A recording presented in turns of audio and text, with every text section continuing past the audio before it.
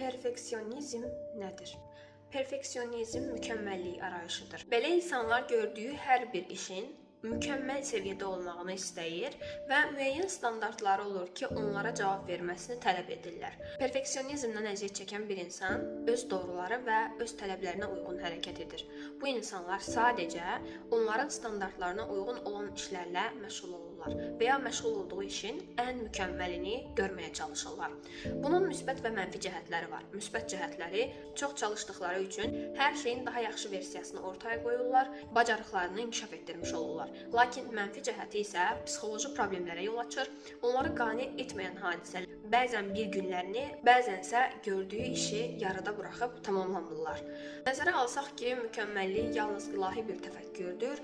Bu arayış əslində o qədər də öz əksini gerçəkdə tapmır. Çünki hər kəsin fərqli standartları, fərqli göstəriciləri var ki, həyatlarının dəyərləndirmələrini bu göstəricilərə və bu standartlara uyğun aparırlar.